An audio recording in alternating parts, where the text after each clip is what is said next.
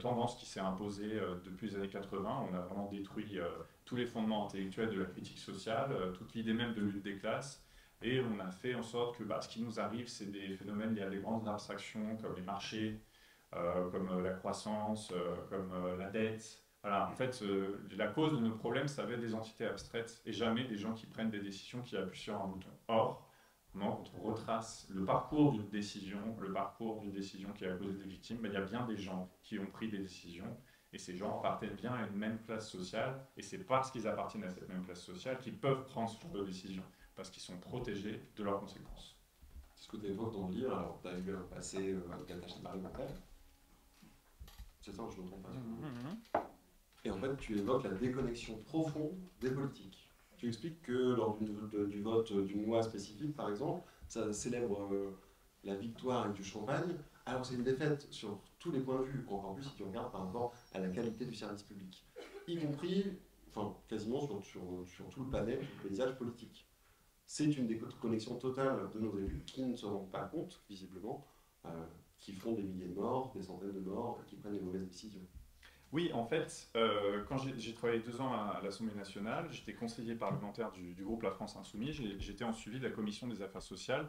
Donc la commission des affaires sociales, peut-être vous êtes familier de l'examen des textes de loi à l'Assemblée, mais ça passe en commission, donc un petit groupe de députés spécialisés, et ensuite ça passe en hémicycle, et là c'est ce qu'on appelle la séance publique. Moi j'étais chargé de suivre les projets, de leur annonce par le gouvernement à leur vote en deuxième lecture en séance publique. Donc en fait, je suivais ça, et notamment j'ai suivi les fameux projets de loi de financement de la sécurité sociale, qui sont globalement des choses qui ont été mises en place dans les années 90 pour dire le Parlement va avoir un mot à dire sur la façon dont la sécurité sociale a des recettes et a des dépenses. Ce n'était pas le cas avant, parce que la sécurité sociale a été conçue par ses initiateurs comme étant une sphère indépendante de l'État sur laquelle la bourgeoisie ne pouvait pas s'amuser à rogner comme bon lui semble. Puis à partir des années 90, notamment sous l'impulsion de quelqu'un comme Michel Rocard, ça a complètement changé.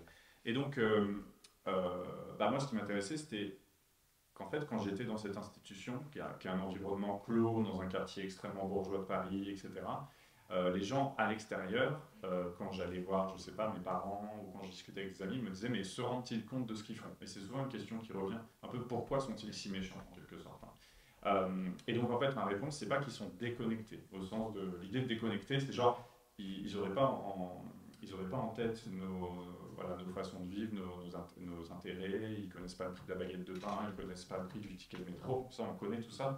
En fait, c'est plus grave que ça, c'est qu'ils ne sont pas seulement déconnectés de nous, ils sont connectés à une classe sociale qui est la grande bourgeoisie, et ils en sont connectés du point de vue de leur façon de penser, de leurs croyances, de leur mode de vie, de leurs revenus, évidemment ça joue un rôle, mais aussi de leurs intérêts. C'est-à-dire que si vous regardez le parcours des principaux ministres qui sont responsables de tout cet immense gâchis, parce que l'état dans lequel le pays se trouve maintenant, c'est le résultat notamment d'une intensification des politiques dites néolibérales depuis à peu près l'élection de Nicolas Sarkozy en 2008. On peut dire qu'à partir de là, il y a une accélération. Il n'y a pas une année sans qu'il y ait une régression sociale majeure.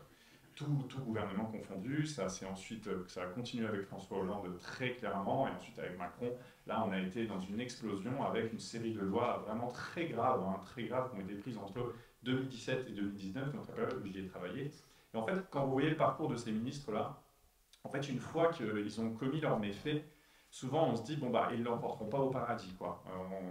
Il y a plusieurs façons de le dire, c'est le karma, il y aura un karma, je regarde un chien de ma chienne, etc. Mais en fait, malheureusement, ils l'emportent au paradis, au sens où la suite de la carrière d'un ministre qui a par exemple détruit l'assurance chômage, ou détruit l'apprentissage, ou privatisé, ouvert des nouveaux marchés, parce que en fait, ils détruisent ça parce qu'ils ouvrent des nouveaux marchés. Quand vous détruisez l'assurance maladie, vous ouvrez le marché des complémentaires, qui d'ailleurs se portent très bien, tellement bien qu'elles augmentent considérablement en tarifs.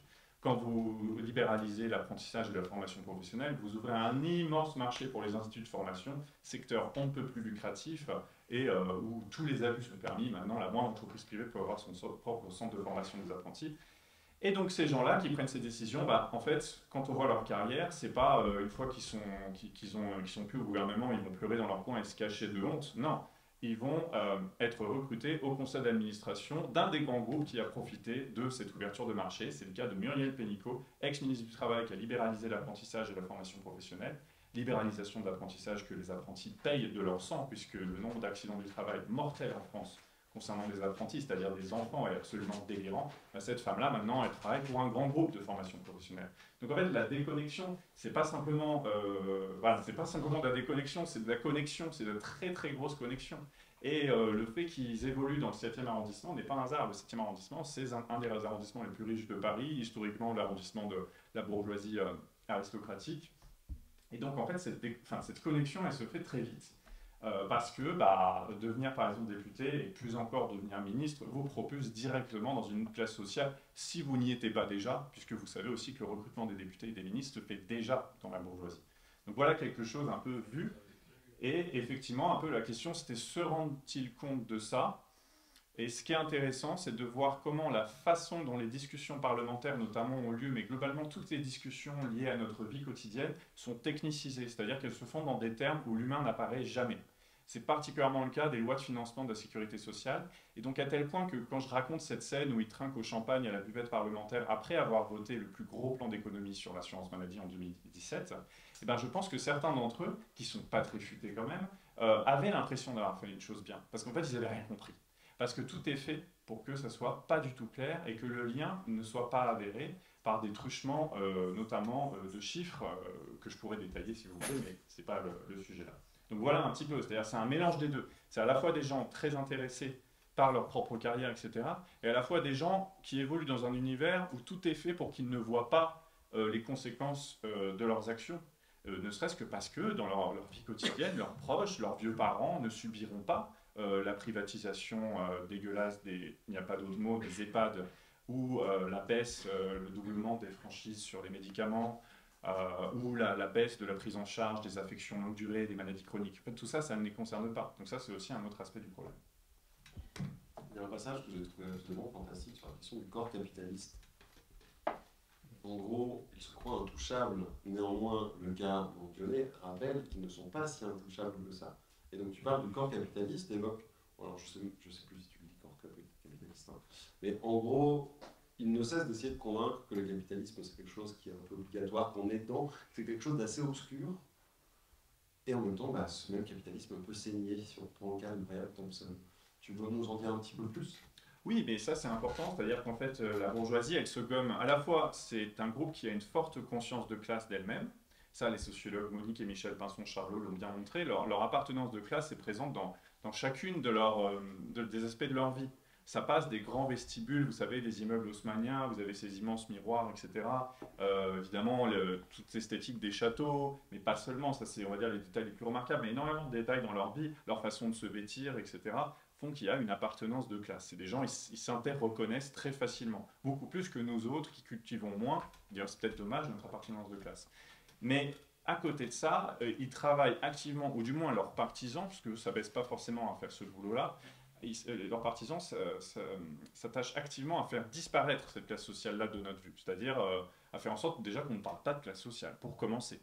Si vous allez sur une émission, comme ça m'arrive de temps en temps, une émission un peu de grande écoute du service public, c'est un bien grand mot, eh bien, si vous dites lutte des classes, si vous dites classe sociale, tout le plateau soupire. Pour eux, c'est vraiment un vocabulaire qui n'a pas lieu d'être. On ne doit pas...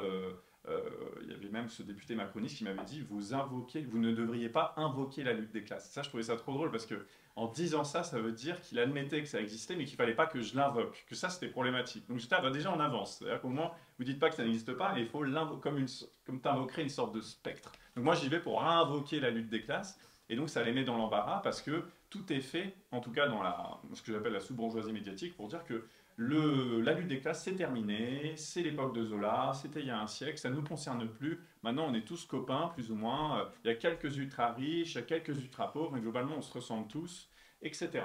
Et donc, comme je disais tout à l'heure, par exemple, ils vont gommer leur règne derrière des processus abstraits. Donc, les marchés financiers, c'est quand même bien pratique. Quand on dit marché financier, on a l'impression... Voire même, il y avait des intellectuels au début des années 2000 qui disaient, voilà, de toute façon, il n'y a plus de capitalistes, il y a des flux. C'est juste des courants électriques. Et en fait, non.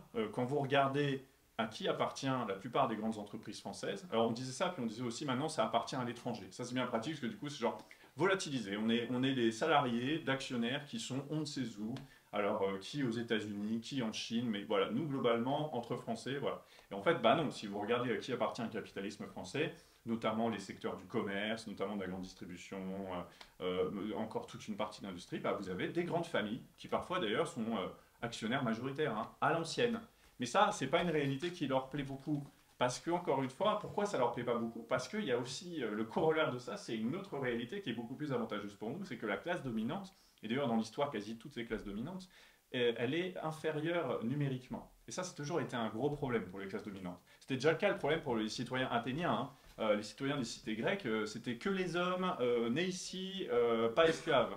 Bah, du coup, en fait, ils étaient en minorité parce que pour faire tourner leur système, il leur fallait énormément d'esclaves, il leur fallait des femmes, etc. Et en fait, du coup, il y avait toujours ce risque de la révolte d'esclaves qui planait sur eux. Bon, bah, c'est un peu la même chose dans le cas de la bourgeoisie. C'est une classe qui est minoritaire. Numériquement, c'est très minoritaire. Voire même pour ceux qui vraiment sont décideurs, c'est très peu de gens. Après, bon, ils ont énormément de gens autour d'eux qui font le boulot. Mais bah, leur rappeler ça, c'est convoquer des souvenirs pas toujours agréables pour eux. Et notamment, la bourgeoisie française, elle est hantée par le spectre de la Révolution française, hantée par le spectre de la Commune de Paris, c'est-à-dire par les tentatives de révolution. Elle est hantée aussi par la libération, quand même, hein, à un moment où elle a vraiment perdu pied. C'est-à-dire tous les moments où, quand même, elle s'est retrouvée, elle a failli perdre le pouvoir, voire, dans le cas de l'aristocratie, elle l'a partiellement perdu pendant quelques années après 1789. Et tout ça parce qu'en fait, ils n'étaient pas assez nombreux et que les gens chargés de les défendre ont fini par se retourner contre eux. Et donc cette réalité un peu corporelle, à savoir il y a bien des individus et ils sont pas nombreux et ils sont faits de chair et d'os comme nous finalement, elle est dérangeante pour eux. Et pour moi, cette affaire Luigi, pour y revenir, elle rappelle cette réalité-là. C'est-à-dire que bah en fait, il y a bien derrière United Healthcare qui prend ces décisions affreuses où tout est standardisé. C'est-à-dire que, par exemple, une boîte comme United Healthcare, vous la contactez, vous tombez sur des standardistes qui ne peuvent rien faire pour vous, évidemment, dont l'échange est minuté. Tout ça est extrêmement déshumanisé. Donc, pour arriver à remonter un responsable, c'est impossible. Et là, tout d'un coup, bam, vous avez vraiment le top patron de United Healthcare qui se fait tuer dans la rue et qui meurt hein, de 3 balles dans le corps. Enfin, une est passée à côté, 2 dans le corps. Et ben, forcément, c'est très dérangeant. D'ailleurs, ça a vraiment effrayé la classe capitaliste américaine, au moins pendant quelques mois. Et d'ailleurs, en parlant de ça, tu évoques beaucoup la question du traitement médiatique qu'on a pu faire à cette affaire, hein, qu'on peut faire notamment le journaux télévisés aux États-Unis. C'est pas une mince affaire, c'est quelque chose qui va révéler aussi tout un système. En tout cas, l'usage des médias. Bah oui, c'est ça qui est dérangeant. C'est-à-dire que, enfin, en fait, alors en France, le traitement médiatique, ça a été juste un meurtrier, c'est horrible. Et les gens qui aiment bien Luigi Mangione, ils le trouvent juste beau gosse et tout vient de là. Voilà, ça c'est un peu le traitement qu'on trouve dans Le Monde, dans Libé, etc. Ça va pas plus loin. Mais aux États-Unis et au Royaume-Uni, ça a été très différent. Toute une partie de la presse, notamment d'investigation, et là-bas, ils ont quand même des très bons journalistes, hein, quand même plus que chez nous, eh bien, se sont mis à creuser. C'est-à-dire, bon, bah, c'est quoi cette histoire de déremboursement, etc. Et en fait, moi, je me sers de toute une partie de la documentation qui a été produite après le meurtre d'O'Brien Thompson, c'est-à-dire que on est allé voir, enfin, des journalistes sont allés voir les pratiques de United Healthcare, si en France, envoyé spécial s'en est quand même chargé également, et on fait remonter tout un tas de pratiques qui étaient complètement passées sous les radars. Je peux vous en citer une hein, pour vous dire à quel point voilà, les logiques mortifères du capitalisme.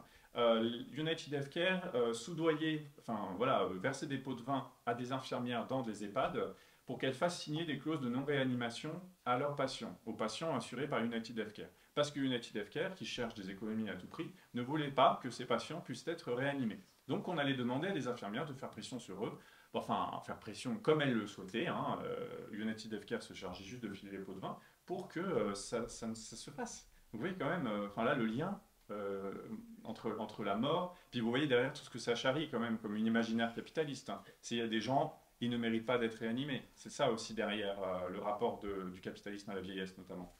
Donc voilà, c'est quelques exemples du fait que bah, cette affaire, elle a eu des conséquences, et même ce qui s'est passé, alors après le lien n'est pas forcément avéré, mais il y a eu des inflexions dans l'année qui a suivi sur les politiques de déremboursement de United Healthcare. C'est-à-dire que ça a quand même mis en lumière ces pratiques et ils se sont un peu calmés. Voilà ce qu'on peut dire en tout cas sur les conséquences de cette affaire-là. Mais vous remarquerez que par ailleurs le capitalisme ne s'est pas effondré, sauf erreur de ma part. C'est vrai parce que sinon les gens vont croire que tu parles des États-Unis comme dans ton bouquin. C'est pas du tout le cas. Hein. Non. Et en fait, on traverse très vite l'Atlantique parce que là, vous avez l'impression qu'on se moque des États-Unis. On n'est pas beaucoup mieux. Non. Et tu donnes de nombreux exemples qui prouve qu'en fait, le capitalisme il est très présent chez nous, les grands propriétaires bourgeois sont très présents, les grandes fortunes sont là aussi. Tu évoques quelques exemples, tu veux nous en donner quelques-uns sur cette violence du capitalisme en France? Non, mais en fait, c'est intéressant parce que je crois qu'en France, on a toujours tendance, enfin, le narratif médiatique utilise les pays étrangers toujours pour des comparaisons qui leur sont favorables. C'est flagrant. Pour Marqueret, donc, quand il s'agissait du droit du travail, ça va être l'Allemagne. Et on va faire dire tout et n'importe quoi sur l'Allemagne, hein. Les Allemands, ils bossent dur, ils sont moins payés que nous et ils râlent pas. Bon, c'est pas vrai, hein. Les Allemands sont très syndiqués, ils font des grosses grèves et le temps de travail moyen en Allemagne est inférieur à celui de la France. Toujours comme ça. Et sur les États-Unis en ce moment, c'est vraiment les États-Unis, oulala, c'est dur ce qui se passe là-bas, la dictature, c'est quand même horrible et tout, alors qu'en France, ouf, on est toujours en démocratie. Et pour vous citer un seul exemple d'actualité, aujourd'hui, Sébastien Lecornu, ça me fait toujours bizarre de prononcer ce nom, parce que moi j'étais persuadé que c'était un Premier ministre éphémère, et non, il est toujours là. Et pendant son discours de politique générale, il a répondu aux oppositions, il a répondu à la France Insoumise et au RN, je ne comprends pas, vous parlez comme si vous aviez gagné les élections. Et en fait, ça c'est vraiment un truc trumpiste, quoi. C'est vraiment d'affirmer très fortement une vérité, enfin une réalité alternative, hein. C'est ça qu'ils avaient théorisé les macronistes en 2007, les trumpistes. Bah là, il dit en gros, bah non, il s'est rien passé. Donc bah, en fait, maintenant, ils n'arrêtent pas de retourner. Leur nouveau truc, c'est de répéter que les élections de 2024, on a tous rêvé en fait, hein. C'était bien Macron qui était en tête et non pas troisième. Voilà, ça c'est des exemples, je trouve, ouais, de choses bien de chez nous qui vont très mal. Et puis ensuite, on peut parler évidemment du système de santé. Le système de santé français a dégringolé très fortement. C'était le premier système de santé sur l'OMS en 2000, on n'y est plus du tout. Bah, vous avez des phénomènes complètement inquiétants, la désertification médicale. Je pense que c'est aussi un problème qui doit être aussi connu ici que chez moi. Le fait que de plus en plus de gens renoncent pour des raisons financières à des soins. Et puis, on pourrait citer quand même quelque chose de très alarmant en France, c'est un négationnisme sur des choses qui nous arrivent, par exemple l'épidémie de cancer. Voilà, il y a une épidémie de cancer en France, les épidémiologistes en parlent, de plus en plus de gens jeunes sont touchés, mais aucune enquête d'ampleur n'est lancée par le gouvernement. Pourquoi? Parce que s'attaquer aux causes de la surexposition de la France au cancer, c'est s'attaquer à l'industrie agroalimentaire et à l'industrie des pesticides. Voilà, ça, c'est quelque chose de très très grave et on voit bien que ouais, en la matière, on n'a pas grand-chose. On a nos propres gros problèmes qui sont des problèmes démocratiques et qui sont des problèmes voilà, de puissance du capitalisme français. Parce qu'aussi, il y a eu ce narratif de nous dire les États-Unis, c'est ceux qui dirigent le capitalisme mondial. Mais non, la France a toujours les capitalistes français. C'est pas pour rien que Bernard Arnault est toujours dans les classements des hommes les plus riches du monde. Sur bien des branches, ce sont des Français qui règnent sur le capitalisme mondial, sur l'Organisation mondiale du commerce. Enfin, voilà. En fait, on est en France dans un des sièges sociaux du capitalisme mondial. On est dans un pays qui a été une puissance coloniale, qui l'est encore. Et donc, en fait, je dirais, en tant que citoyen révolté, on a une responsabilité à s'en prendre à nos propres dirigeants, à notre propre bourgeoisie, parce qu'en plus de nous opprimer, nous, elle opprime toute une partie du reste du monde. Voilà ce qu'on peut dire un peu sur... Je sais plus quelle était ta question. J'ai parlé de Sébastien Lecornu, ensuite j'ai tout oublié. Alors tout à l'heure, je te l'ai dit un peu par provoque, je le répète et je l'assume devant vous tous. Pour moi, le cas de Luigi Mangione et l'assassinat n'est qu'un prétexte pour toi pour parler des méthodes d'action. Alors, c'est pas vrai, en l'occurrence, il y a beaucoup de choses qui sont évoquées à l'intérieur. Tu mets un énorme tacle aux méthodes d'action classiques, en évoquant que face à ce système, tout ce rouleau compresseur qu'on a évoqué, et qui est évoqué effectivement depuis Zola et la vie humaine, hein, en fait, la manifestation, ça ne fonctionne plus. Et tu donnes de nombreux exemples. L'action classique, les pétitions, tu évoques la loi du pont par exemple à l'intérieur, tous ces modèles-là plus anciens, qu'on a pratiqués beaucoup en tant que militants, ne fonctionnent plus. Tu veux évoquer 2-3 exemples? Oui, bah, je pense que les exemples, vous les avez tous en tête.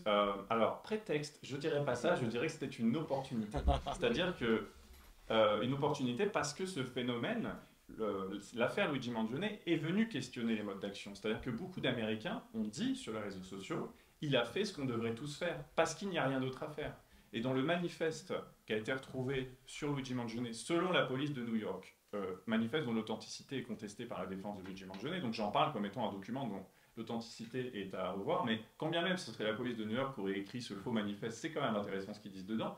Et ça dit dedans, quand toutes ces formes de communication ont échoué, la violence est la seule possible. Et c'est difficile, dans les moments qu'on traverse, de nier, de répondre par la négative à cet énoncé. C'est difficile pour tout le monde. Alors après, on va voir ce qu'on entend par violence. Mais déjà, faut reconnaître que là, il y a quelque chose qui est posé, c'est-à-dire les formes de communication qui échouent. Pourquoi? Et donc là, mon livre, c'est un appel à déjà prendre pour soi une réalité. Merde. Vous voyez, je suis atrocement... Non, c'est moi qui l'ai éteint, je me suis auto-censuré.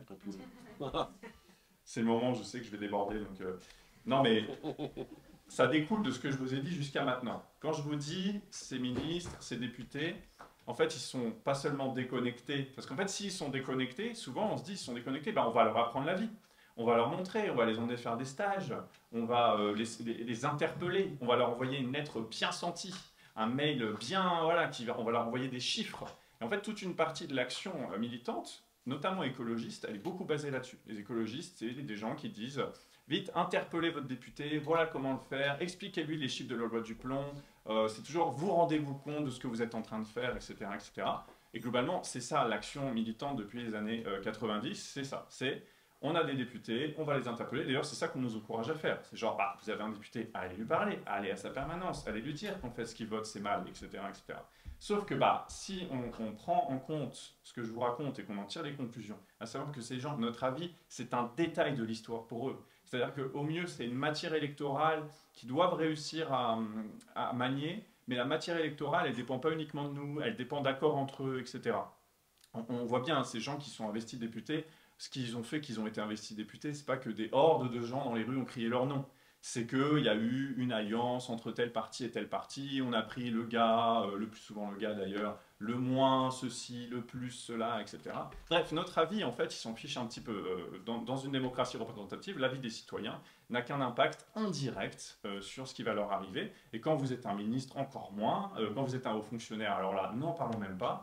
Donc en fait, encore une fois, là où ils évoluent et comment leurs carrières sont construites, quels sont leurs systèmes de croyances, font qu'en fait, si on ne se sépare pas de cette idée qu'on va pouvoir leur apprendre la vie et qu'on va pouvoir les interpeller, qu'on va pouvoir pétitionner et tout, on perdra tout le temps. Voilà. Donc moi, déjà, c'est ça que j'essaie de répéter, qu'avec mes camarades de frustration on répète, et on ne le fait pas par dogmatisme, encore une fois. Moi, si c'était possible de faire changer d'avis à un ministre en lui envoyant des chiffres, je le ferais. D'ailleurs, je pense que je l'ai fait. Enfin, on est tous passés par là.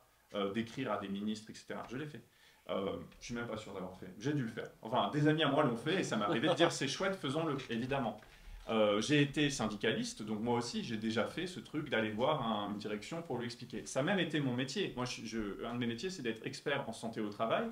Mon boulot, c'est d'écrire des rapports après des entretiens sur les conditions de travail dans une entreprise et ensuite d'aller voir la direction avec les représentants du personnel, leur dire mais regardez, là on a vu tant de gens, on a vu un échantillon représentatif, et là on a regardé l'absentéisme, on a regardé tout, et ça montre que ce que vous êtes en train de faire, ça dégrade la santé au travail. Mais vous croyez quoi? S'il n'y a pas une grève derrière pour appuyer mon rapport, il ne se passera rien.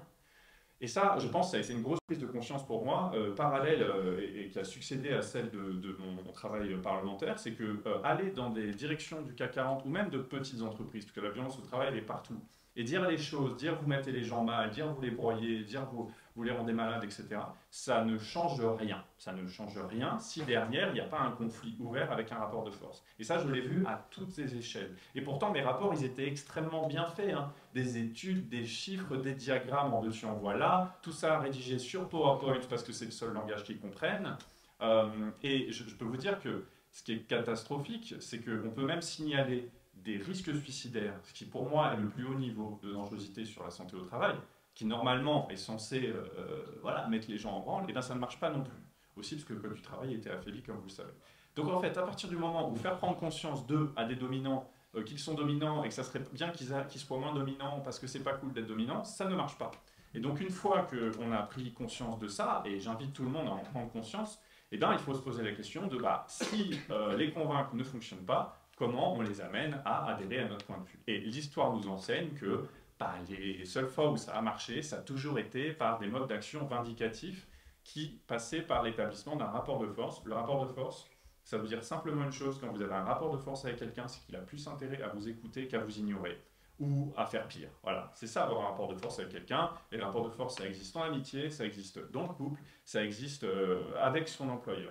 Et donc, quand on n'a pas de rapport de force, on aura beau citer les chiffres les plus éloquents sur le réchauffement climatique. Je pense que c'est l'exemple parfait, parce que le réchauffement climatique, les chiffres sont là, il y a des consensus scientifiques, voilà, on est déjà dedans, le climat est déjà en train de changer, c'est même pas dans le futur. Pour autant, non, ça ne change rien, parce qu'en face, vous avez des gens qui sont mus par un autre mode de pensée que la survie de l'humanité. Voilà, aussi dur que ce soit pour nous d'en prendre conscience, il faut qu'on en prenne conscience, sinon on est foutu. Et cette prise de conscience-là, elle est plus urgente que celle de produire les bons chiffres, à la limite.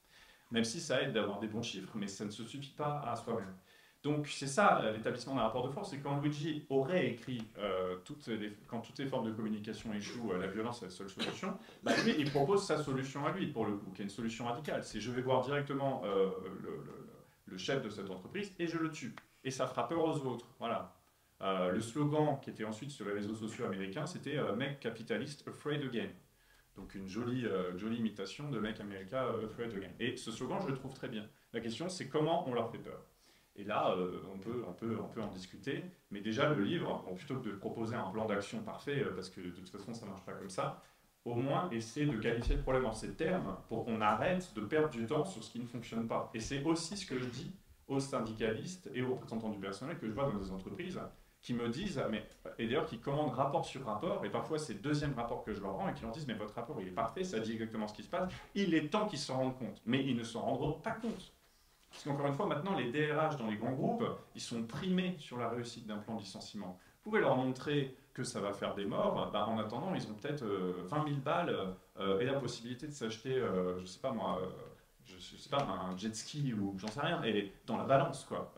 C'est ça qui se passe en réalité. Et en plus, un système de croyance, encore une fois, il n'y a pas que les intérêts, il y a aussi un système de croyance dans lequel ils évoluent depuis leur foutue école de commerce, qui leur rappelle que c'est très très bien ce qu'ils font et qu'ils sont courageux.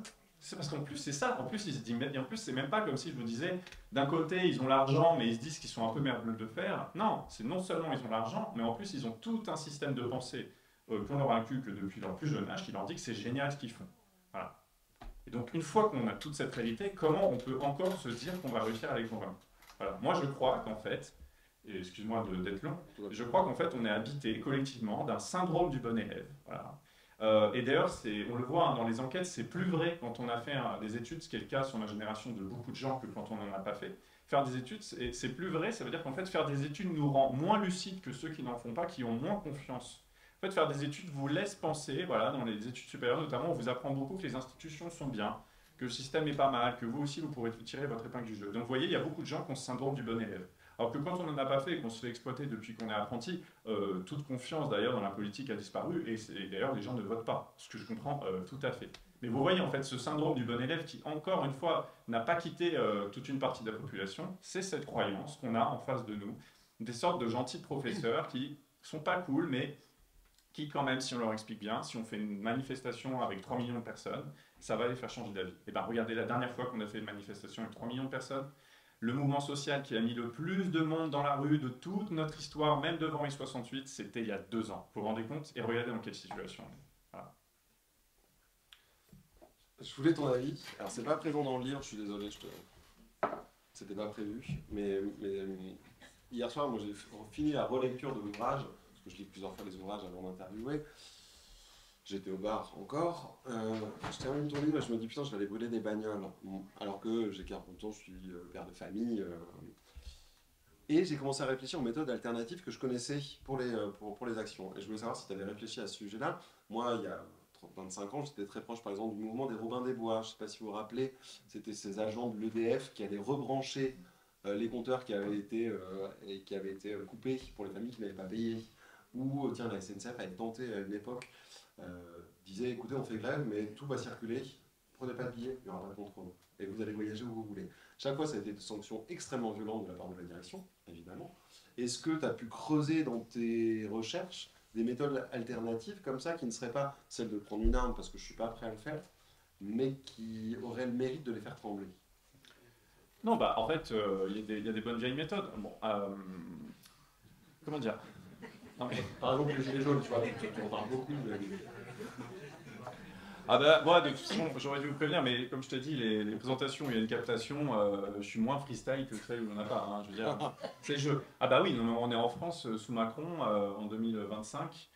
C'est la liberté d'expression est quand même très restreinte. Et je vous dis pas, si je parlais en même temps du génocide à Gaza, là, j'aggraverais considérablement mon cas.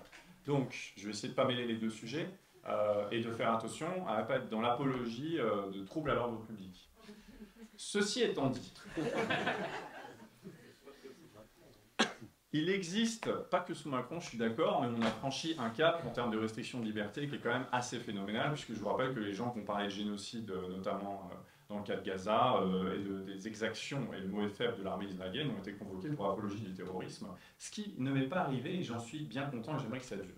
Mais non, donc il y a eu un saut qui a été franchi, notamment depuis les lois antiterroristes qui ont été prises sous François Hollande.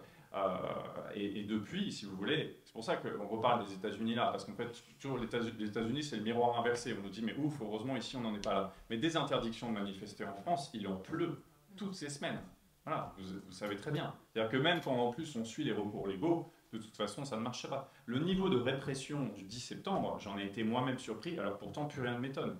Donc le 10 septembre, par exemple, parlons-en, puisque parlons des exemples récents, le 10 septembre était une tentative de changer ce système de mobilisation sociale qui ne marche pas. Donc quand je dis il fallait tirer les conclusions, bah, c'est très bien, les gens l'ont tiré cet été et c'est organisé tout au cours de l'été dans quasiment toutes les villes de France, des mouvements de blocage, en tout cas des mouvements de contestation qui avaient toutes pris soigneusement le soin de ne pas imiter celles qui ne marchaient pas, à savoir les manifestations déclarées. Donc, je pense qu'il y a eu énormément de choses qu'on peut citer, les péages gratuits, les blocages d'entrepôts, les blocages de ronds-points, les blocages d'autoroutes, les blocages de rocades, les blocages de périphériques, ça dépend comment vous appelez. Et ça a été le cas absolument partout pendant une journée. Et ça a réuni 300 000 personnes sans la moindre coordination syndicale ou politique. Donc, politique au sens parti politique. Évidemment, c'était très politique. Bon, bah ça, c'est un très bon exemple. Et c'est un peu inédit. D'habitude, ce genre de choses, il y a toujours eu des gens partisans de faire ça. Moi-même, je l'étais partisan, mais généralement, quand vous êtes partisan de faire ça et que vous le faites, bah, vous êtes 7. Et c'est difficile. Bah, maintenant, c'est la première fois que moi j'ai vu ça, c'est-à-dire qu'on a fait ça et on était 300 000. Ce qui est en fait énorme, surtout au regard de la complexité logistique et policière de la chose. C'est-à-dire qu'en fait, pour la plupart des gens, ça a été le cas pour mon petit frère à Bourges, ça a été le cas pour moi à Saintes. On a été face à un dispositif policier très impressionnant, par des drones de surveillance déployés pour la première fois dans des mouvements sociaux, à cette échelle-là. Les blindés de la police, etc. etc. Donc, je veux la dire... communication des journalistes s'est faite là-dessus.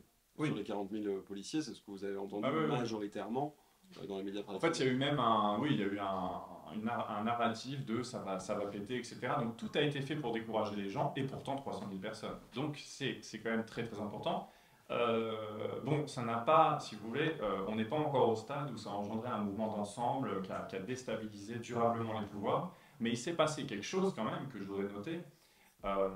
Alors je le note avec moins, je dirais, d'esprit victorieux que je le notais il y a 2 semaines, puisqu'entre-temps il s'est passé tout ce qui s'est passé, et mon moral est un peu plus dans les chaussettes, je ne vous cache pas qu'il y a 2 semaines, mais quand même, souvenons-nous, ce qui s'est passé cet été, c'est qu'on avait un Premier ministre, dont j'espère on a tous déjà oublié l'existence, qui n'était pas seulement un Premier ministre, mais était également un protecteur de personnes violentes envers les enfants, François Bayrou, et cet homme, ce sinistre personnage qui hante notre vie politique depuis bien avant ma naissance, était le Premier ministre, a mis en place un projet de budget qui était absolument destructeur, dont une des mesures phares, c'était la suppression de 2 jours fériés, mais il n'y avait pas que ça. Et en fait, il y a eu la réponse, par des gens anonymes d'ailleurs, dont on ne sait toujours pas ce qu'ils sont, de mettre en place une date avec ce slogan « Bloquons tout ».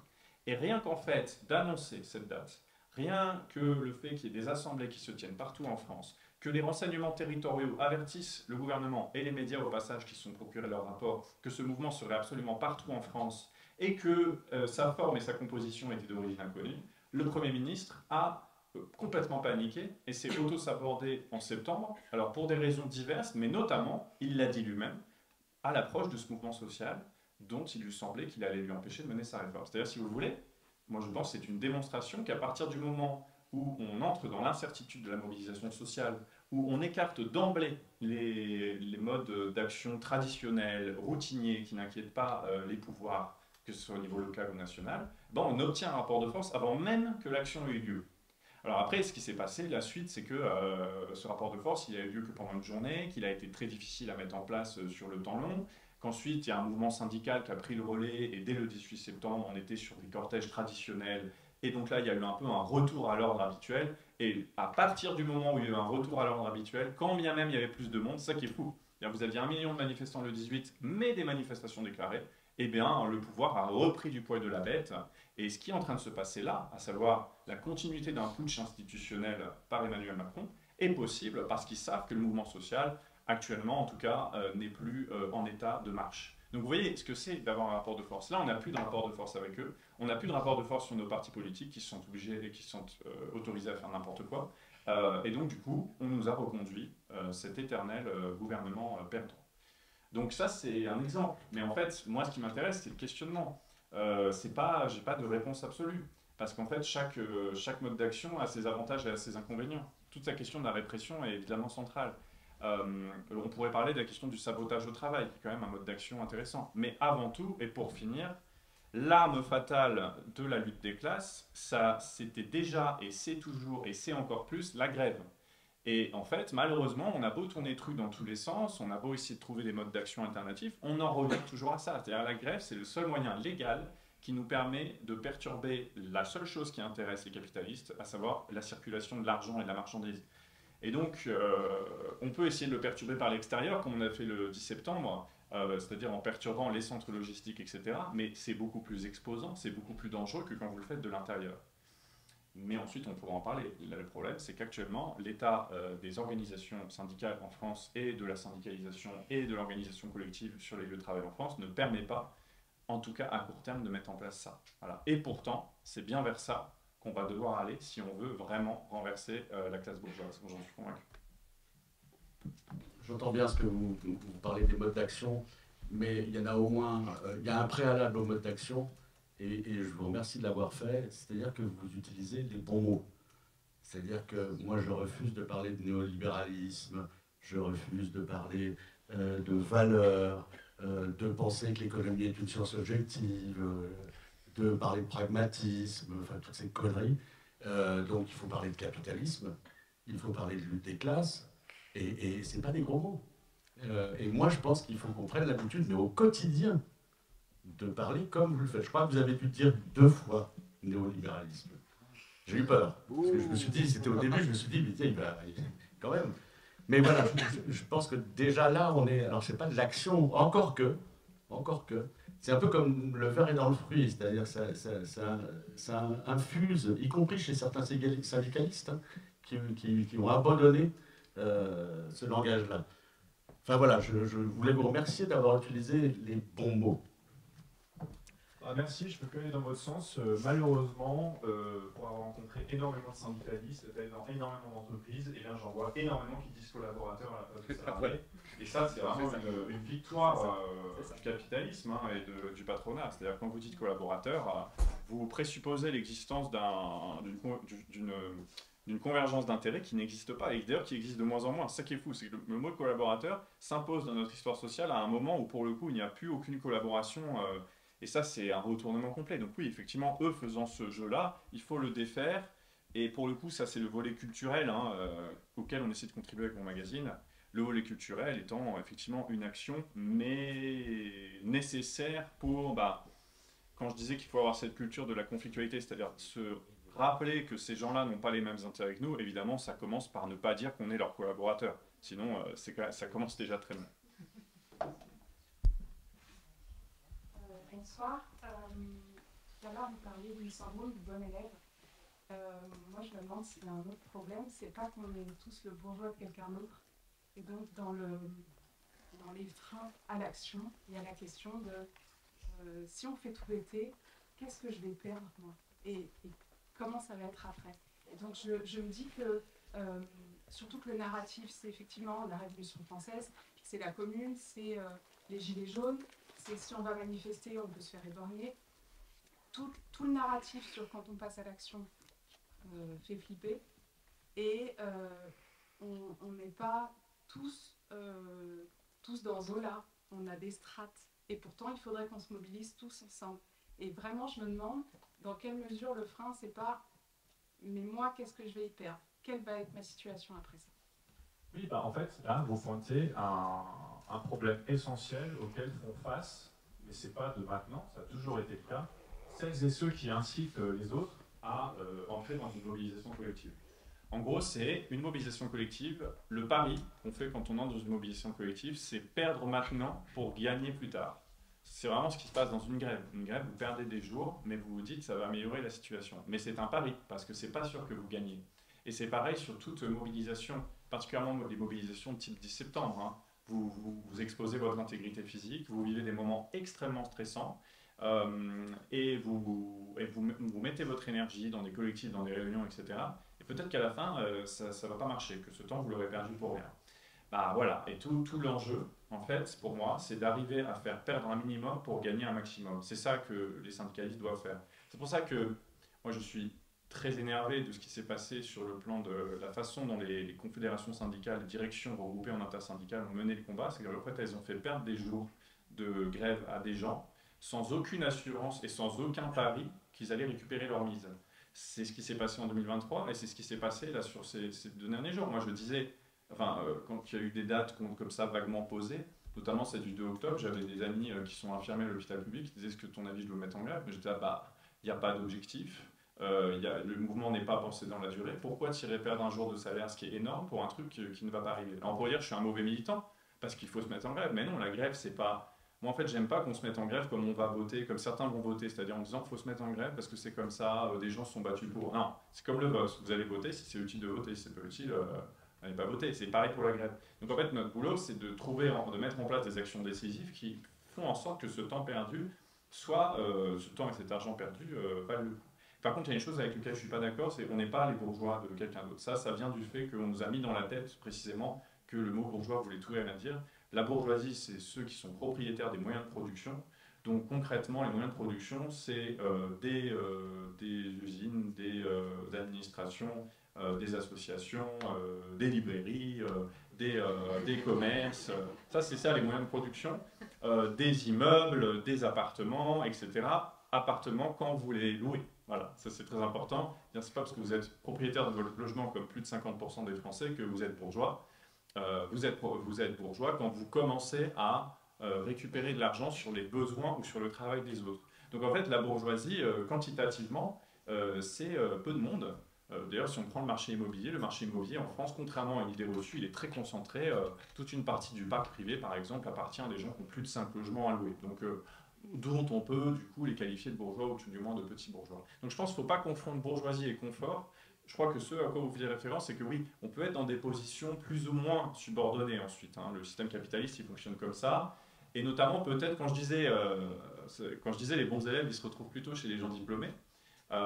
Et j'aime bien ce paradoxe, parce que ça montre qu'on a beau avoir des diplômes, on peut être parfois d'une grande naïveté, mais naïveté qui est liée à notre condition sociale. C'est-à-dire qu'on va croire plus dans les institutions quand on a bac plus 5 que quand on n'a pas le bac. Et moi, à mon sens, c'est ceux qui n'ont pas le bac qui ont raison. On ne doit pas croire aux institutions actuelles. Mais parce que souvent, quand on a bac plus 5, on a un niveau de revenu plus important, on occupe une position un peu moins subordonnée dans l'appareil productif, et donc on est un peu tiraillé, quoi. On se dit, à la fois, c'est vrai que le capitalisme au global, c'est affreux, mais pour moi, c'est pas si mal.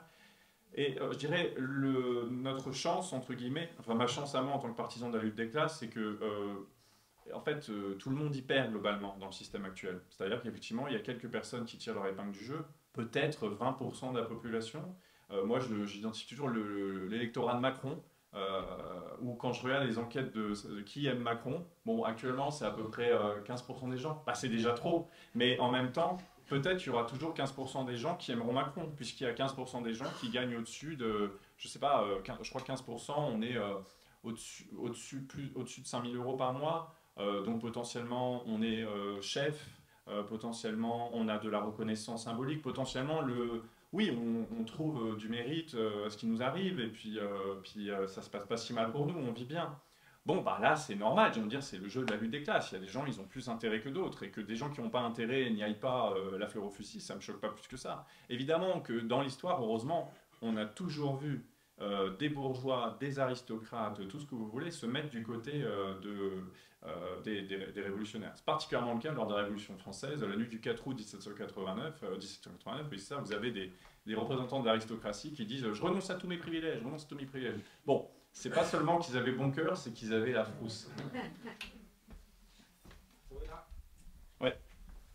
Bonsoir, merci beaucoup pour votre intervention. Je voulais faire une remarque un petit peu et savoir votre avis là-dessus, sur les modes de contestation. Savoir si vous avez lu le livre de Peter Gelderloos, qui est un auteur canadien, qui a fait un livre qui s'appelle Comment la non-violence protège l'État, et si ça avait influencé votre dernier livre. Et est-ce que vous en pensez? Voilà. La réponse est oui, il est dedans, littéralement. Je le cite à plusieurs reprises. Effectivement, c'est la référence pour ce qui est de montrer notamment comment il y a une réécriture des mouvements sociaux, que ce soit les mouvements sociaux, les mouvements décoloniaux, où en fait on a exagéré l'influence des mouvements pacifistes notamment. Et donc en fait on associe par exemple l'indépendance de l'Inde à Gandhi, on associe les droits civiques à Martin Luther King, alors qui sont des personnes évidemment qui ont joué un rôle, mais en fait parallèlement à ça, nous montre Peter j'arrive jamais à dire son nom, Peter quoi, mon ami Peter, ce qu'il montre c'est que non, il y a toujours eu des mouvements à côté de ça radicaux, qui ont une place bien plus importante que ce qu'on nous dit, parce qu'en fait, en réécrivant notre histoire des luttes, eh ben, évidemment que ceux qui l'écrivent ont plus intérêt à nous laisser les seuls trucs qui ne marcheraient pas tout seuls, quoi. C'est-à-dire qu'en fait, le mode d'emploi de ce qui a fait évoluer nos vies, il ne nous le donne pas, et c'est exactement ce que son livre montre, donc effectivement, grosse influence, livre très intéressant, si vous avez l'occasion. Comment la non-violence protège l'État. Et moi, je dirais, son titre, pour moi, il est trop restrictif, parce que c'est comment la non-violence protège le capitalisme aussi, et le colonialisme. À la gorge, du coup, je parle avec une voix hyper sexy. Okay. Comme beaucoup d'amis à moi, j'ai fui le capitalisme, mais il ne me rattrape toujours. C'est-à-dire que par exemple, on est plusieurs à être dans le cas de figure à avoir été broyés par le système capitaliste, le monde du travail violent, à s'être retrouvés en burn-out et à avoir fui ou à avoir été contraint de ne plus pouvoir être salarié. Et par exemple, moi, maintenant j'ai une ferme dans les bois, je fais de l'équithérapie, donc je me suis sortie du monde du travail. Et par exemple, toutes les questions de faire grève et tout bloquer, maintenant que je suis agricultrice, je ne vais pas bloquer mes moutons, je ne vais pas bloquer les chevaux. Et du coup, je me suis mis dans une situation où je suis en dehors du système du travail classique, là, et où je suis mon auto-patron qui m'auto...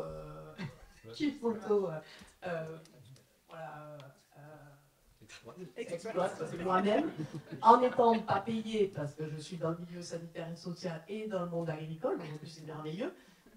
Mais du coup, concrètement, je suis hyper frustrée de ne pas arriver à trouver de moyens d'action qui aient un poids hors de celui d'être partie de ça. Et on est nombreux comme ça. Et du coup, je ne sais pas quoi faire. Alors, c'est une situation en apparence paradoxale, mais c'est un fait social et c'est vraiment un vecteur de contestation du capitalisme dont on sous-estime le poids. Dans mon précédent livre, Vous ne détestez pas le lundi, j'essaie de montrer comment ça, c'est vraiment la révolte qui passe sous les radars.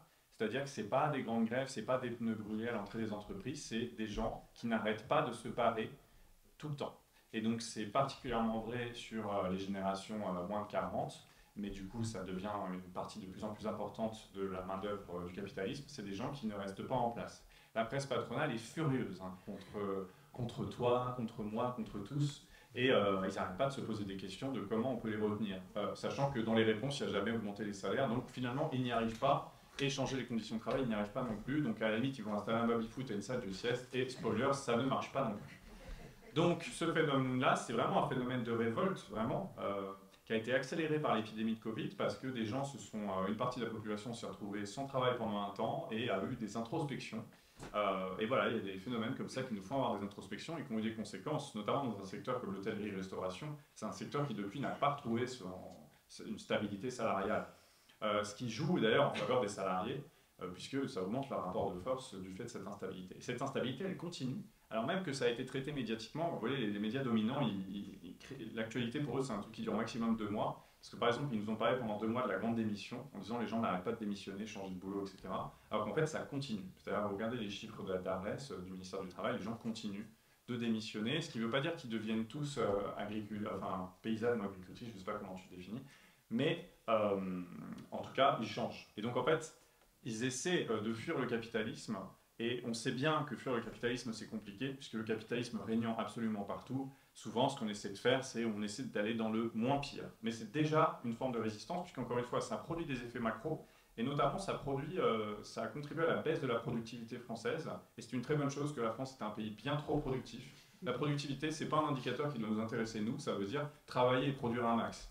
Et donc, on était les plus productifs d'Europe. Et bien, ça devient moins le cas, parce que justement, notre main-d'œuvre, elle est plus aléatoire, et puis c'est moins le cas aussi, ça c'est la partie pas drôle, parce qu'il y a de plus en plus d'arrêts maladie longue durée, puis ça n'arrête pas de nous broyer avec leur méthode de management. Donc ensuite, dans ta situation, je me permets de te tutoyer. Voilà, bah moi imagine, j'ai la même chose, mon métier maintenant c'est de co-diriger un magazine anticapitaliste. Est-ce qu'on va arrêter de produire des articles anticapitalistes pendant les grèves? Je ne sais pas si c'est une bonne idée. Pour autant, nous on ne travaille pas les jours de grève, c'est un principe qu'on a gardé de notre salariat, mais effectivement, il y a pas que ça, donc tous les indépendants se sont mis dans des positions où leur grève n'impacterait qu'eux-mêmes. Et attention, on parlait de vocabulaire tout à l'heure, moi je déteste auto-exploitation. L'exploitation, c'est bien de se faire exploiter par quelqu'un d'autre. Par essence, quand vous êtes exploité, c'est par quelqu'un d'autre, au profit de quelqu'un d'autre. On ne s'auto-exploite pas, sauf si vous êtes clivé, ce qui est le cas d'une partie d'entre nous. Mais voilà, ça reste vous et vous, si vous voulez. Donc voilà. Donc on peut se mettre la pression, on peut se maltraiter, mais s'auto-exploiter, c'est pas correct. Voilà. Et le terme, c'est chef d'exploitation, malheureusement. Voilà. Voilà. Oui, alors dans l'agriculture, il y a double problème de vocabulaire. Vous vous auto-exploitez à travers votre exploitation, donc vous êtes chef, voilà. Bon courage. Et bien, dans ce cas-là, voilà, en gros, qu'est-ce qui se passe sur cette histoire de grève, sur cette histoire de rapport de force? Il y a des gens qui sont en position de pouvoir exercer un rapport de force par leur arrêt de travail, et il y a des gens qui ne sont pas en position de pouvoir exercer un rapport de force par leur arrêt de travail. Donc, ce qu'on peut faire, nous autres, c'est de venir en appui de ceux et celles qui peuvent. Et donc, venir en appui, ça peut donner à des caisses de grève, ça peut être aussi, lors des blocages du 10, par exemple, nous, on avait beaucoup de gens de la Confédération paysanne qui étaient venus, on leur avait demandé de venir, et ils ont donné des fruits et des légumes à tous les gens qui passaient à notre blocage, et ça a contribué énormément à calmer la tension, parce que en fait, les gens ils avaient une magnifique poire en échange du fait de ne pas pouvoir entrer dans la ville. Et bien, ça aide beaucoup. Donc en fait, par ailleurs, souvent, ils ont de la logistique, vous savez, les palettes et tout. Encore une fois, j'en parle de façon tout à fait hypothétique, mais c'est intéressant d'avoir un extérieur dans lequel on peut entasser des choses, sait-on jamais. Donc, voilà, en tout cas, non mais je parle pas de Kalachnikov, pas du tout. Je parle bien de tout ce qui peut contribuer à la logistique des mouvements sociaux. Et quand je parle de la logistique des mouvements sociaux, il y a une logistique très importante, c'est d'avoir à manger et à boire. Et je parle principalement du café. Voilà, chose que dans ma vie, nous avons résolue en mettant en place un chariot à café qui maintenant est de tous les blocages. C'était vraiment quelque chose avec lequel on ne pouvait pas transiger. Donc, voilà, en fait, trouver sa place dans la lutte, c'est pas forcément se flageller en se disant, moi, si je bloque, je ne fais rien. Ça a toujours été comme ça, par ailleurs. Dans toutes les grèves ouvrières, ça s'est toujours organisé comme ça. J'écoutais une émission en voiture sur la grève de 1848 des mineurs. À chaque fois que vous avez les mineurs qui se mettaient en grève, et vous aviez tout le pays qui était en solidarité. Donc ça pouvait être en envoyant des vêtements, de la nourriture, etc. En gardant les enfants, bon maintenant on fait moins ça, mais quand la grève impacte trop les gens, enfin bref, ça a toujours été le cas, je veux dire. Et tout le monde a pu trouver sa place. Donc il ne faut pas s'en vouloir de ne pas pouvoir entrer dans cela. Il faut trouver un moyen d'aider les autres à pouvoir le faire. Je crois que c'est la seule solution. Bonsoir. Vous parlez des modes d'action. Et du coup, moi, je me demandais, j'avais une question par rapport au lieu, parce que qu'il y ait des modes d'action radicales, soit, mais là, je trouve qu'aussi dans le mouvement du 10 septembre, il a manqué un peu lieu. Et est-ce que pour toi, par exemple, les bourses du travail, on va dire, qui existaient au début du siècle, c'est pas des lieux justement qui ont permis de se rencontrer, de retrouver des gens, et peut-être même, enfin, c'est pas peut-être, c'est sûr, même retrouver du travail, puisque les ancêtres de la NPE, c'était dans les, ce qu'on a appelé la NPE, c'était les bourses du travail, où on pouvait trouver les bourses de l'emploi du travail. Donc, est-ce que les modes d'action radicale, c'est pas avant ça, c'est pas penser plutôt à l'existence de lieux comme ça où les gens pourraient se rencontrer. Est-ce que c'est pas de ça dont on manque?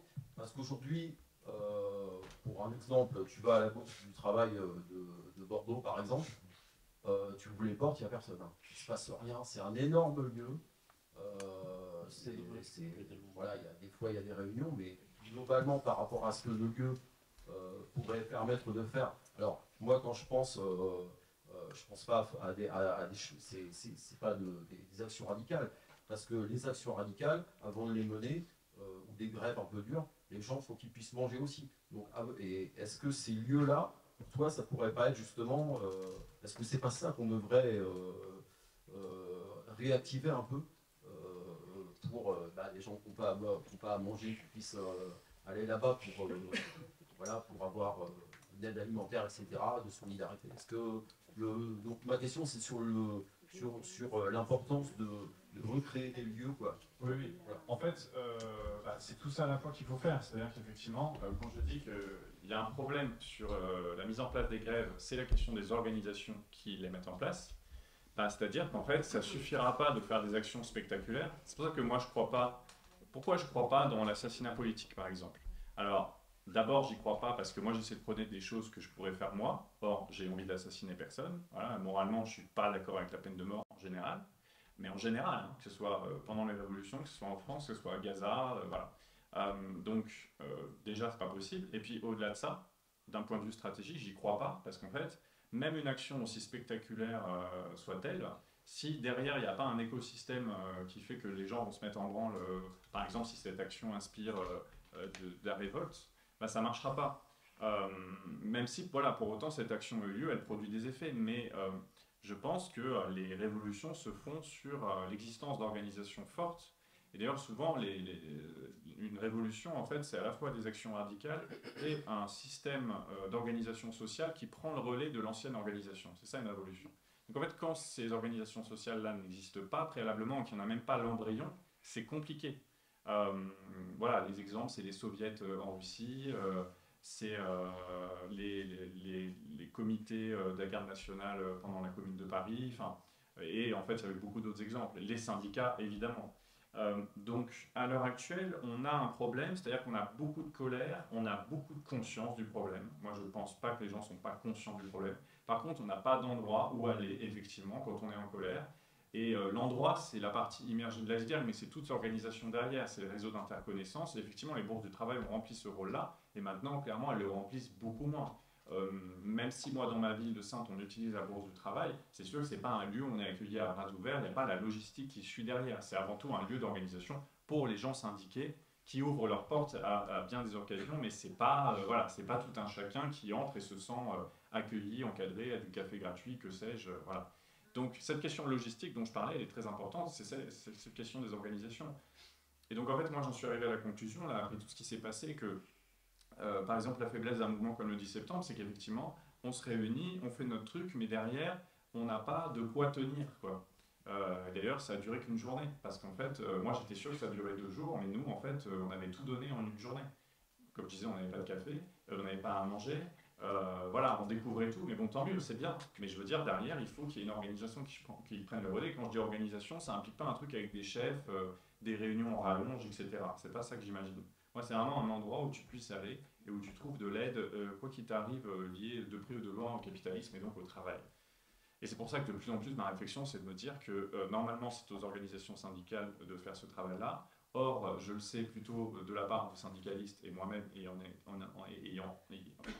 été un syndicaliste, je sais que ça ne marche plus, pour plein de raisons internes et externes, ou mal, et que du coup, j'en suis arrivé à la conclusion que peut-être que le seul truc qui va nous aider, c'est de de recréer une nouvelle grande organisation et reprendre un peu les racines du syndicalisme tel qu'elle était, c'est-à-dire on se met ensemble pour s'entraider et obtenir des choses et aussi, à plus longue échelle, transformer la société.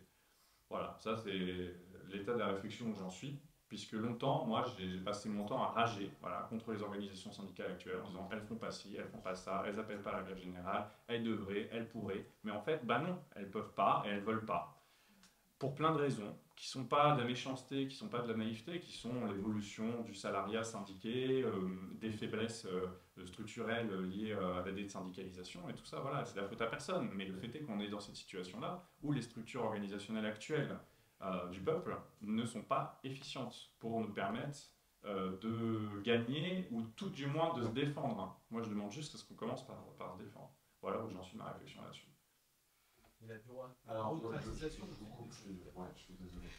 J'ai accepté 2 toutes petites questions pour respecter le timing. J'attends 2 petites réponses aussi. Ok. Alors, juste pour revenir sur les modes d'action, j'entendais parler d'un rapport à la non-violence. Là, je suis en train de lire le bouquin de Sergej Popovic, Comment faire tomber un dictateur quand on est seul, petit et sans armes, et qui développe plein d'exemples où ça a fonctionné, en tout cas de la façon dont c'est écrit. Et les argumentations sont solides, quoi. Alors, je sais pas comment est-ce qu'on peut essayer d'imaginer que c'est encore possible. Alors là, on parle pas d'un dictateur, et peut-être qu'un des points, c'est ça, c'est savoir où est la cible, quoi. Bah, non, mais je ne peux pas des réponses courtes, mais vous posez des grandes questions. Donc je vais faire court, mais bon, bah déjà, est-ce que ça peut toujours arriver? Oui, regardez, pas plus tard que ces 2 dernières semaines, il y a 2 gouvernements qui sont tombés, au Népal et à Madagascar. Et au Pérou, donc 3. Et en ce moment, il y a des soulèvements partout dans le monde. Donc je veux dire, voilà, les choses se font déjà, les livres ont déjà été écrits, enfin voilà, on a à peu près tout pour y arriver, pour savoir que ça marche. Mais après, il y a la question de la cible. En fait, la question de la cible, elle est importante, c'est-à-dire que la question de faire tomber un dictateur, c'est une chose, mais ensuite, il y a la question de faire tomber un système économique, et là, c'en est une autre. C'est pour ça qu'en fait, par exemple, les modes insurrectionnels, ils fonctionnent très bien pour faire tomber des dictateurs. Moi, je pense qu'en France, on a un dictateur à faire tomber, c'est évident, mais que derrière, il faut que ça s'accompagne. Dans le cas de Macron, par exemple, on fait tomber Macron, mais j'aimerais bien qu'on fasse tomber aussi le système politique et économique qui fait qu'on a eu Macron de force. Hein. On a eu Macron de force. Dès 2015, Macron nous était imposé de force, il était absolument partout, il était incontournable. À chaque élection, il nous a imposé de force que ce serait le seul recours contre le RN. RN, que je dis en passant, on le sait maintenant, il voulait faire gagner en 2024, donc paye ton recours quand même. Bref, donc cette espèce de pur produit de la classe politico-économico-médiatique, on le fait tomber, mais derrière, il faut réussir à faire tomber son système. Je dirais le faire tomber, c'est presque facile. On n'a pas réussi, mais je veux dire, vu dans quel état il est, on pourrait y arriver. Mais comment on fait tomber le capitalisme? Et là, c'est pour ça que la question de l'insurrection ne suffit pas, que la question de la grève est intéressante, c'est qu'en faisant des grèves, en occupant des entreprises, etc., on reprend en main l'appareil productif. Et ça, ce volet-là de la réflexion, pour moi, il n'a pas encore été suffisamment mené, et en plus, il n'y a aucune organisation qui le prône. Ni les partis, ni les syndicats. Et je laisse la question à Gaëlle. Bonsoir, et merci beaucoup pour ce soir, c'était trop cool. Moi, je voulais reparler un peu d'assassinat, si c'est OK, parce que j'ai pensé, en la lecture du bouquin, en écoutant ce soir au traitement médiatique, d'un autre assassinat un peu plus récent, celui de Charlie Kirk. Je ne sais pas si ça va, je pense qu'à vous, ça vous parle, peut-être pas à toute l'assistance, et je voulais juste avoir un avis rapide de point de vue de sociologue, et voilà, de ce qui s'est passé, et du retentissement que ça peut avoir encore aujourd'hui sur la liberté d'expression, sur les modes d'action contre des gens qui peuvent être néfastes aujourd'hui pour la population. C'était Charlie Kirk, je crois. Voilà. Oui, bah c'était pas de chance cette histoire parce que ça arrivait en plein dans la promo de mon bouquin. Et du coup, tous les journalistes voulaient. On aurait une question sur Charlie Kirk et moi je savais pas qui c'était. Alors j'ai dû me renseigner évidemment. Et j'ai pas du tout apprécié le traitement médiatique où en fait ils ont mis un signe égal en disant oui aux États-Unis il y a 2 gars connus qui ont été, il y a eu 2 assassinats remarquables, ça doit être la même chose. Et donc il y a eu des développements sur alors que ça n'a rien à voir. C'est vraiment ces 2 histoires qui. Donc Charlie Kirk c'était un influenceur états-unien anti-avortement, anti-homosexualité, anti-tout, enfin quelqu'un d'assez d'assez obscurantiste et profondément hostile à l'égalité sous toutes ses formes qui a été assassiné. Évidemment, assassiner en public, c'est toujours très marquant. Et en fait, directement, mais ça, oui, donc en fait, il y a un lien dans le traitement politique, c'est que l'assassinat a été attribué à la gauche radicale états-unienne, gauche radicale qui, d'ailleurs, n'a plus recours à des actions terroristes depuis les années 80. Enfin, donc, en fait, on ne voyait pas d'où ça sortait, mais ça a été mis en boucle par Trump, notamment, et par ses soutiens. Alors qu'en réalité, son assassin est en fait un autre jeune ultra-conservateur d'extrême droite états-unien qui a voulu tuer Charlie Kirk pour je sais plus quelle raison, voilà, parce qu'eux aussi ont des conflits internes, comme nous à gauche, sauf que nous, on ne se tire pas dessus. Donc, voilà, en fait, par contre, ce qui est effrayant, c'est la façon dont la violence et le crime a été directement attribué à la gauche. Et ça, effectivement, c'est la musique qui monte aux États-Unis.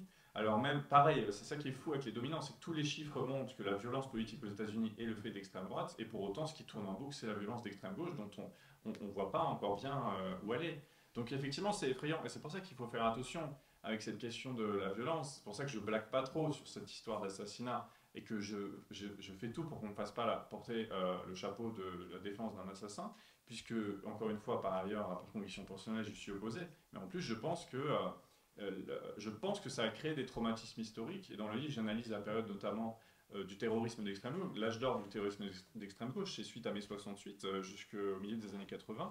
En France, vous avez des attentats, il y en a eu énormément, contre des personnes notamment, donc menés par action directe. Voilà, il y avait l'équivalent en Allemagne et en Italie.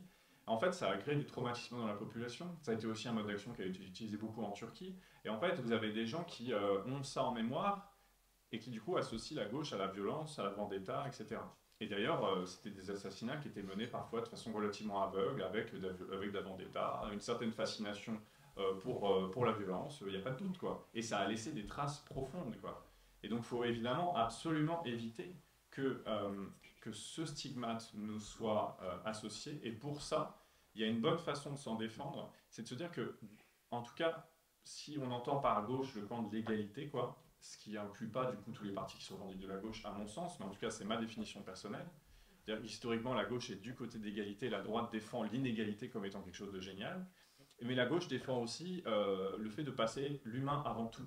C'est-à-dire, la gauche défend quelque chose, pour moi, en tout cas moi ce que je défends, c'est que il faut faire des autres une fin en soi et jamais un moyen. Et c'est valable face à leur vie, c'est valable face à leur force de travail, c'est valable dans tous les contextes. Et on ne doit pas utiliser les autres. On ne doit pas utiliser leur corps pour du plaisir sexuel sans leur consentement. On ne doit pas soustraire leur vie pour des motifs politiques. Et je pense que cette doctrine-là, qui est en fait, on pourrait dire humaniste, mais malheureusement ce terme ne veut plus rien dire parce que tout le monde est humaniste de nos jours, même, je sais pas, Bruno Retailleau, je suis sûr qu'il se dit humaniste. Donc, et oui, et pourquoi je dis que ça? Parce qu'en fait, Bruno Retailleau, il se dit humaniste, mais ça fait partie des gens qui hiérarchisent les vies humaines. C'est-à-dire qu'en fait, la droite, ou en tout cas toute une partie des partisans de la bourgeoisie, du colonialisme et du racisme, des gens qui hiérarchisent, qui disent il y a des vies qui valent plus que d'autres, il y a des vies qui ne méritent pas qu'on en parle. Donc des réfugiés qui meurent dans la Méditerranée ou sur les côtes françaises de la Manche ne méritent pas qu'on en parle. Ils peuvent être repoussés au large. Quand ils appellent parce que leur canot prend l'eau, on peut se moquer d'eux, ce qu'on fait littéralement plusieurs fois la police française. Et donc ça, vous voyez, c'est des visions qui hiérarchisent la vie. Et je pense que nous, à gauche, on doit fondamentalement défendre l'inverse en toutes circonstances. Et je dis en toutes circonstances parce que malheureusement, ça n'a pas toujours été le cas. Parce qu'en fait, aussi, l'histoire de la gauche, ou en tout cas l'histoire des régimes dits d'inspiration dits communistes, ce sont des régimes qui ont hiérarchisé la vie au nom de la lutte des classes. Et ça a été catastrophique, et ça a marqué une trace indélébile. Et pour moi, il faut vraiment s'en désolidariser le plus possible, sinon on s'en sortira jamais. Et en fait, je dis ça parce que c'est pas vraiment le cas. C'est-à-dire que globalement, à gauche, vous avez une certaine tolérance, à dire bah, l'URSS, à partir de Staline, ça commençait à craindre, mais avant, c'était sympa. Non, la terreur rouge que l'Union soviétique a infligée, notamment à ces pays frontaliers comme la Géorgie ou l'Ukraine, ça commence avant Staline. Et il y avait cette idée qu'en fait, la lutte des classes, le pouvoir des soviets, méritait tout sacrifice, à commencer par le sacrifice de la vie humaine. Et en fait, si on rompt définitivement avec ce principe, en fait, c'est très révolutionnaire. C'est ça que je veux dire. C'est que c'est pas... Il y a des gens ils sont un peu déçus quand ils voient que je ne défends pas l'assassinat politique, par exemple. Ils se disent, bon bah ouais, bah, moi je pensais que tu étais radical et tout. Bah non, justement, de nos jours, c'est hyper radical de défendre que toute vie se vale.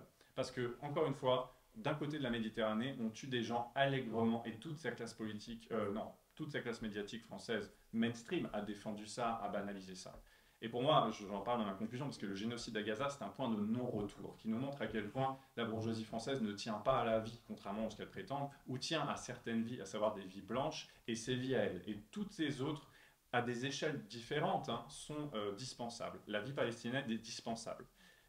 Et puis ensuite, la vie des SDF est dispensable. Vous voyez, et en fait, ils font une échelle comme ça de qui vaut le coup d'être sacrifié et qui vaut le pas le coup. Et donc nous, en fait, quand on est de gauche, on se doit de défendre toutes les vies et de placer la vie humaine au-dessus de tout, sachant qu'on peut même aller plus loin. On peut aussi, et d'autres le prônent, qu'on mette aussi la vie animale aussi dans tout ça. Enfin voilà, en fait, le combat de la gauche, c'est vraiment inclure énormément de choses.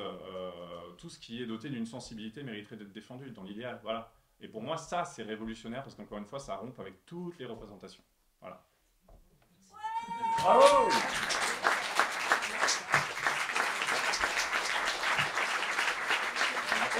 Voilà.